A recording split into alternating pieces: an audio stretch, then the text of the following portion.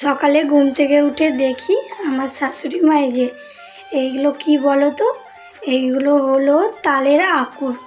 এইগুলো আর কি কেটে রেখেছে, তো এগুলো একটু ধুয়ে নিতে হবে, একটু নোংরা আছে। আর এই তালের আঁকুরগুলো কিন্তু না খেতে খুব ভালো লাগে।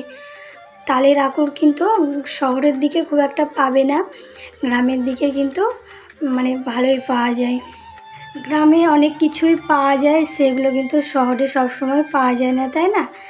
গুড মর্নিং এভরিওয়ান, তোমরা সবাই কেমন আছো? আশা করি তোমরা সবাই খুব ভালো আছো আর সুস্থ আছো। তোমাদের ভালোবাসায় আমরাও কিন্তু ভালোই আছি। আমার একটা নতুন ব্লগে তোমাদের সবাইকে অনেক অনেক স্বাগত। সাথে থাকো, আশা করি তোমাদের ব্লগটা ভালো লাগবে। সকালে ঘুম থেকে উঠে এই যে প্রতিনিয়ত যে বাসি বাসি কাজগুলো থাকে সেই কাজগুলোতে আর কি লেগে পড়েছি। আর প্রত্যেক দিন আমি কিন্তু এই যে সেট দেখছো, আর এই যে আমাদের এটাই খাবার রাখা হয় মিটকেসটা, প্রত্যেক দিন কিন্তু ভালো করে আর কি মুছতে হয়। তো এই যে ঝুড়িগুলো আর কি খাবার ঢাকা থাকে মিটকেসের ভেতরে, ঝুড়িগুলোকেও প্রত্যেক দিন আর কি ধুয়ে নিই। তারপরে রান্নাঘরে চলে এসেছি। রান্নাঘরে বেসিনে কিছুটা আর কি বাসন ছিল, সেই বাসনগুলো আর কি ভালো করে ধুয়ে মুছে পরিষ্কার করে নিচ্ছি। কি বলো তো, অল্প বাসন হলে আমি কিন্তু এই বেসিনে আর কি ধুয়ে নিই, আর যদি অনেকগুলো বাসন হয় না তাহলে ওই যে আমাদের যেখানে বাসন ধোয়ার জায়গা আছে ওইখানে আর কি বাসনগুলো ধুয়ে নিই বসে বসে। আর এভাবে দাঁড়িয়ে দাঁড়িয়ে অনেকগুলো বাসন ধুতে আর কি অনেকটা কষ্ট হয়ে যায়, সেই জন্য ভালোভাবে বসে আর কি যদি অনেকগুলো বাসন হয় তাহলে কিন্তু আমি সেগুলো ওইখানে আর কি ধুয়ে নিই। আর অল্প হলে এখানে বাসনগুলো ভালো করে পরিষ্কার করে ধুয়ে নিয়েছি। তারপরে এই যে সোজা রান্নাঘরটা এবার পরিষ্কার করে নেব। সকালবেলায় বাসন ধোয়া আর এই যে রান্নাঘরটা যদি পরিষ্কার হয়ে যায় না তাহলে কিন্তু অনেকটা ভালো লাগে, জানো তো। মনে হয় যে না, অনেক কাজ আর কি এগিয়ে গিয়েছে। আর বাকি কাজগুলো একটু পরে করলেও কোনো সমস্যা হয় না, সময় মতো করলেই হয়। আর কিন্তু রান্নাঘর আর যদি বাসন ধোয়া থাকে তাহলে আর কি তোমার অত কোনো ব্যাপার হয় না, জানো তো। আর আমাদের প্রত্যেকেরই সকালবেলায় ঘুম থেকে উঠে সে প্রত্যেক দিন একই নিয়তই আর কি কাজ। তবুও কিন্তু আমরা কোনো কাজ করতে কোনো সময় বিরক্ত ভাবি না, জানো তো। সব সময় মন থেকে ভালোবেসে কাজগুলো করতে ভালোবাসি। তো রান্নাঘরটা মোছা হয়েছে, এবার হাতে হাতে আর কি বেসিনটা পরিষ্কার করে নিই। এইসব কাজগুলো যদি প্রত্যেক দিন করা যায় না তাহলে কি হয় বলো তো, তাহলে আর কি তোমার সবসময় পরিষ্কার থাকে, একবারে অনেকটা তোমাকে পরিষ্কার করতে হয় না। সেই জন্য সবসময় আমি চেষ্টা করি সব কাজ আর কি একটু একটু করে নেওয়ার, জানো তো। তাহলে আর কি আমাকে অন্যান্য সময় অনেকটা সময় দিতে হয় না, সেই জন্য। তো চলো তোমাদেরকে আমি আমার ফুলের একটা গাছ দেখাবো। এই যে দেখতে পাচ্ছ গাছটা কয়েকদিন আগে কেমন ছিল, কয়েকদিন বলতে হলো 1-1.5 মাস এরকম। তো ওর মধ্যে দেখছো গাছটা কত শাখা পোশাখা ছড়িয়ে ছিটিয়ে আর সুন্দর ফুল ফুটেছে। তোমাদের ক্যামেরায় আমি কতটা দেখাতে পারছি আমি জানি না, কিন্তু মানে সামনে থেকে কি বলবো, এত সুন্দর দেখাচ্ছে না, মানে সব খয়েরি খয়েরি ফুলগুলো লাল লাল, কি সুন্দর দেখাচ্ছে। আর অনেকগুলো ফুল হয়েছে, জানো তো। আমাদের পাঁচিলের এই সাইডে তো এটা দেখাচ্ছে, ওইদিকে সাইডটাতেও কিন্তু অনেক ফুলই হয়েছে। তো আমি ভাবিনি যে গাছটা এত সুন্দর হবে, জানো তো। মানে কেমন একটা গাছটা ছিল যখন আর কি গাছটা আমি লাগিয়েছিলাম, কিন্তু আস্তে আস্তে আর কি গাছটা বেশ ভালো হয়েছে। তো এরকম যদি নিজের হাতে গাছ লাগানো এরকম ফুল পাওয়া যায় তাহলে কিন্তু না দেখবে অনেকটা ভালো লাগে, জানো তো। আর সকাল সকাল ঘুম থেকে উঠে যদি তুমি গাছ ভর্তি ফুল দেখতে পাও তাহলে তার কোনো কথাই নেই, তাই না? তো আমার মতো তোমাদের কাদের কাদের এরকম ফুল ভালো লাগে অবশ্যই কিন্তু কমেন্ট করে জানাবে, ঠিক আছে? আর আমি তো ফুল খুবই ভালোবাসি, জানো তো। আর এই যে গাঁদা গাছটা দেখছো কি সুন্দর হয়েছে, কিন্তু এর একটা কি হয়েছে জানো তো, এই যে নিচের দিক করে আর কি একটা ডাল আর কি ভেঙে গিয়েছে। তো এটা আমি জায়গা মতো অন্য জায়গায় আর কি লাগিয়ে দেবো, এটা ভেঙে 2-3 জায়গায় লাগিয়ে দেবো।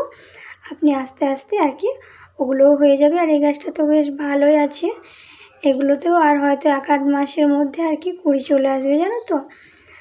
আর আমার এই যে লঙ্কা গাছটা দেখছো কি সুন্দর এখনও লঙ্কা হচ্ছে, বেশ ভালো হয়েছে, জানো তো। এই গাছটা লঙ্কা যা হয় না, এই গাছটা আমাদের নার্সারি থেকে এনে লাগিয়েছিল, এখন আর কি নার্সারিতে গিয়ে এই যে তোমার এই লঙ্কার গাছটা আর কি পাওয়া যাচ্ছে না, অন্য রকমের পাওয়া যাচ্ছে।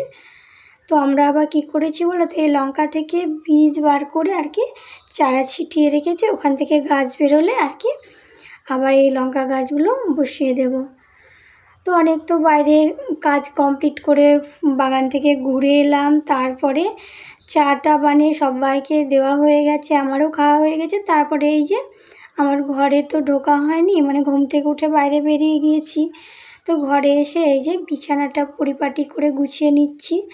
আর ঘরে বিছানাটা যদি গোছানো না হয় না, তাহলে দেখবে মনে হবে আর কি ভালো লাগে না। ঘরে বিছানাটা যদি গোছানো হয়ে যায় না, তাহলে বেশ ভালো লাগে। তারপর অনেকগুলো জামা কাপড় ছিল গো, গোছাবো করে আর কি গোছানো হচ্ছে না। তখন একটু হাতে সময় আছে, ভাবলাম এই সময়টা আর কি একটু কাজ করে নিই। তো জামা কাপড়গুলো গুছিয়ে রেখে এই যে শোকেসটা কি বলবো, আমি প্রত্যেক দিন যেন সময় না পেলেও গোছানোর চেষ্টা করি। আর তোমাদের দাদা আর আমার ছেলে কি জানি একটা নিতে যাবে আর 10টা জিনিস ফেলে দেবে এরকম। আমি বলি যে অন্যান্য কাজগুলোয় হাত দেবে না, তাও কিন্তু শোনে না। তো কি করব, কিছু করার নেই, ওরা আর কি ছিটাবে আর আমি গুছাবো, এটাই আমার কাজ। প্রত্যেক মেয়েদেরই হয়তো এটাই কাজ হয় জানো তো। আর ছেলের এখানে বইগুলো রাখি, দেখছো ওর মধ্যে ওর খেলা মানে যা আছে সব ওর মধ্যে আর কি রেখে দিয়েছে, কি বলবো। আর এই যে দেখতে পাচ্ছ এগুলো হলো চিংড়ি মাছ, আর এর মধ্যে আছে কয়েকটা জিওল মাছ। তো বাবা এই মাছগুলো তো কাটতে গেলে হাটে অনেক কাটা দিয়ে দেয়, তো ভাবছিলাম কি করে আর কি কাটবো। আর তোমাদের সঙ্গে কিন্তু আমার একেবারে রাত্রিবেলায় দেখা রান্নাঘরে, সারাদিন আমি আর সেরকম ভিডিও শ্যুট করিনি। সেই যে মাছ কেটেছি আর তারপরে সেরকম ভিডিও বানানো হয়নি জানো তো। তো রাত্রিবেলায় এই যে রান্না করব, সেই জন্য রান্নাঘরে তোমাদের সঙ্গে দেখা। তো আজকে রাত্রে রান্না করব পটল ভাজা আর ডিম দিয়ে আলু দিয়ে আর কি তরকারি। তো সেই মতো ডিম আলুগুলো আর কি সেদ্ধ আগেই করে নিয়েছিলাম, সেগুলো আর কি ছাড়িয়ে নিয়েছি। আর এদিকে আমি কিন্তু কড়াইয়ে পটল ভাজাটা দিয়ে দিয়েছি। পটল ভাজাটা হয়ে গেলে একেবারে ডিমের ঝোলটা করে নেব। আর আজকে তোমার রুটি হবে না, তো আজকে ভাত হবে। ভাতটা আর কি হয়ে গিয়েছে আগে, তারপরে আমি আর কি পটল ভাজা ডিম আলু এগুলো আর কি রান্না করব। তো এই যে দেখতে পাচ্ছ, আর পটল ভাজা জানো তো একটু যদি ভালো করে আঁচ না লাগিয়ে ভাজা যায় না, তাহলে কিন্তু ভালো হয়। আর দেখবে যত পটল ভাজা আঁচ লাগবে তত কিন্তু ভালো হবে।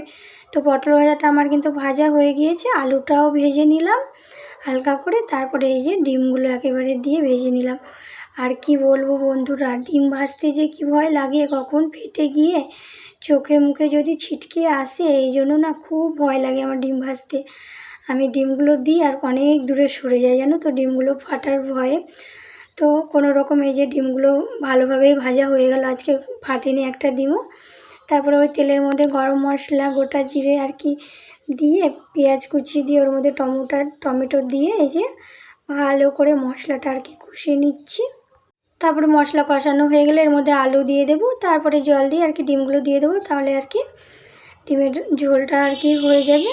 তো আজকের ভিডিওটা আর বড় করলাম না, এখানেই শেষ করলাম। তোমাদের যদি ভালো লেগে থাকে তাহলে একটা লাইক করে দিও, আর ছোট্ট বন্ধু হয়ে আমার পাশে থাকতে চাইলে অবশ্যই থাকতে পারো। তো চলো সবাই ভালো থাকো, আজকের মতো টাটা।